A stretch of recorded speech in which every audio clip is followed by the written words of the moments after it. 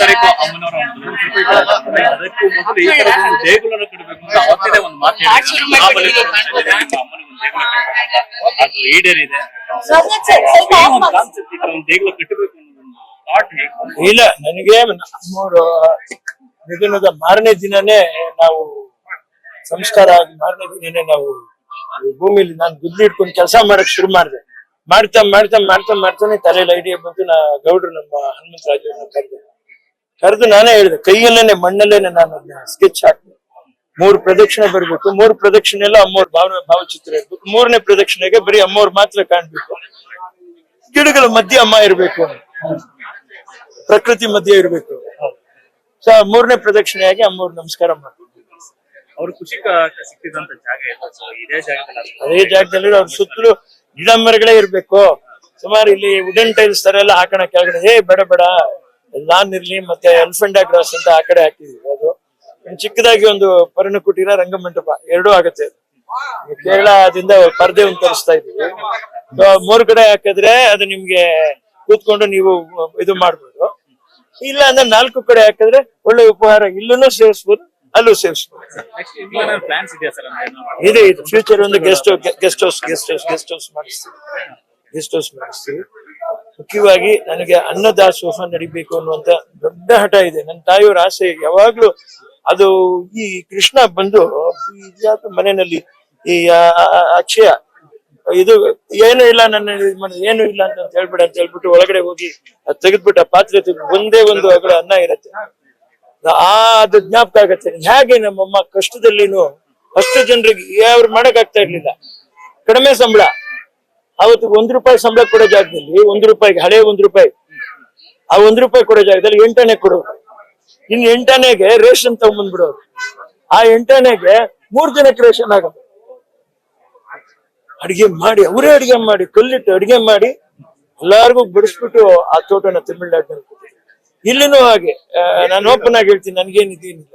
Tea ಬಂದಲ್ಲಿ ಕಾಲ ಕಳೆದಿದ್ದೀವಿ ಸತ್ಯವಾಗಿ. ಯಾಕೆ ಹೊಟ್ಟೆ ಸಿಗ್ತದೆ ಅಂತ ಪರಪ್ಪನಗರದಲ್ಲಿ ಹಾಕಿ ಸಾಯಿಸ್ತಾ ಇದ್ದೆ. ಜೈಲಲ್ಲೇ ಎಷ್ಟೋ ಮೇಲಮ್ಮ ಅಂತ ಹೇಳಿದ್ದೆ. ಗೊತ್ತಿಲ್ಲ ಕಂದ, ಒಂದಲ್ಲ ಒಂದ್ ದಿವಸ ತಡಿಬೇಕಪ್ಪ. ಇವತ್ ನೀರು ಇದು, ನಾಳೆ ಅದು ಮರ ಆಗಿ ನಾಡಿದ್ದು ಫಲ ಬಿಡಲ್ಲ, ಟೈಮ್ ಹಿಡಿಯತ್ತೆ. ನಮ್ಮವ್ರ ಸಾಹಸ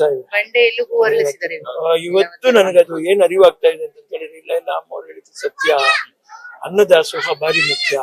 ನಾನೆಲ್ಲಾರನ್ನು ಕೇಳ್ಕೊತೀನಿ, ಸ್ವಲ್ಪ ಪೇಮೆಂಟ್ ಅಡ್ಜಸ್ಟ್ ಮಾಡ್ರಪ್ಪ, ನಾನು ರೇಷನ್ ಬ್ಯಾಲೆನ್ಸ್ ಮಾಡಿ. ಇಡೀ ನೆಲಮಂಗಲದಲ್ಲಿ ರೇಷನ್ ಅಂಗಡಿಗಳೆಲ್ಲ ನನಗೆ ಸಪೋರ್ಟ್.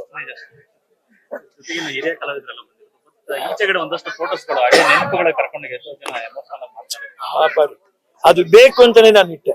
ಎಲ್ಲಾರು ಇರ್ಬೇಕು, ಕಲಾವಿದ್ರಲ್ಲಿ ಎಲ್ಲರೂ ಇರ್ಬೇಕು. ಎಲ್ರು ಇದ್ರೇನೆ ಅದು ಒಂದು ಕಲಾ ಕುಟುಂಬ ಆಗುತ್ತೆ.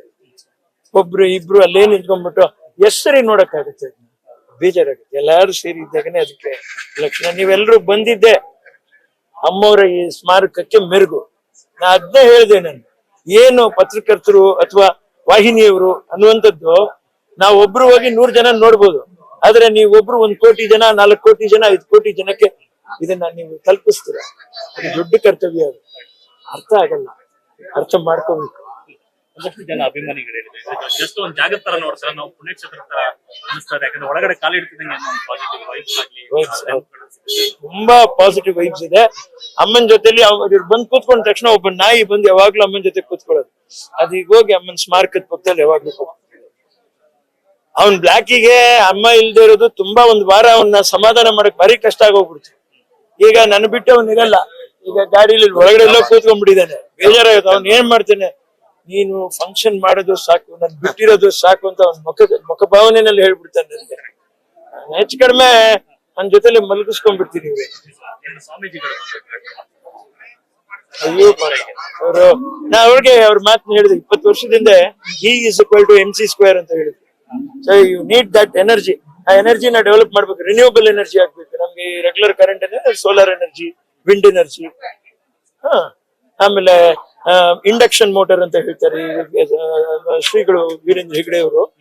ಆ ಮೇಲಿಂದ ಜೋರಾಗಿ ಬೀಳುವಂತ ನೀರನ್ನ ನಿಮ್ಗೆ ಅದು ಎಲೆಕ್ಟ್ರಿಕಲ್ ಎನರ್ಜಿಯಾಗಿ ಕನ್ವರ್ಟ್ ಮಾಡಿ ಡೈನಮೋ ಸಿಸ್ಟಮ್ ಮಾಡಿ ರೀಯೂಸ್ ಮಾಡ್ಬಿಟ್ಟು, ಎಷ್ಟೋ ಕಡೆಯಲ್ಲಿ ಪೋಲ್ಗಳು ಹಾಕಕ್ಕಾಗಲ್ಲ, ಕಂಬಗಳು ಹಾಕಕ್ಕಾಗಲ್ಲ, ಅಂತ ಜಾಗದಲ್ಲೆಲ್ಲ ಆ ನೀರನ್ನ ಇಟ್ಕೊಂಡೇನೆ ಅವರು ಅದನ್ನ ರೀಸ್ಟೋರ್ ಮಾಡೋದು ತುಂಬಾ ನನಗೆ ತುಂಬಾ ಇಷ್ಟ ಆಯ್ತು.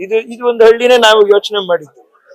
ಏನು ಅಂತ ಯೋಚನೆ ಮಾಡಿದೆ ಅಂದ್ರೆ 1.5 ಎಕರೆ 2 ಎಕರೆ ಸಿಕ್ತು ಅಂದ್ರೆ ಹೆಚ್ಚು ಕಡಿಮೆ 1.5-2 ಕೋಟಿ ಹೋದ್ರು ಹೋಗ್ಲಿ ಪರವಾಗಿಲ್ಲ. ನಾವು ಕಂಪ್ಲೀಟ್ ಇಲ್ಲಿಗೆ ಬೇಕಾಗಿರುವಂತ ಆ ಮೆಗಾವಾಟ್ ಸೋಲಾರ್ ನಲ್ಲಿ ಡೆವಲಪ್ ಮಾಡಿಬಿಟ್ಟು ಸರ್ಕಾರಕ್ಕೆ ಅದನ್ನ ಕೊಟ್ಬಿಟ್ಟು ಎನಿ ಟೈಮ್ ನಮ್ಗೆ ಇಲ್ಲಿ ಪವರ್ ಇರ್ಬೇಕು ಆ ತರ ಒಂದು ಸ್ಕೀಮ್. ಸೊ ಹೆಂಗೆ ಒಂದು 13 ಹಳ್ಳಿಗೆ ನಾವು ಕರೆಂಟ್ ಕೊಡಕ್ಕಾದ್ರೆ ಅದಕ್ಕಿಂತ ದೊಡ್ಡದೇನಿದೆ.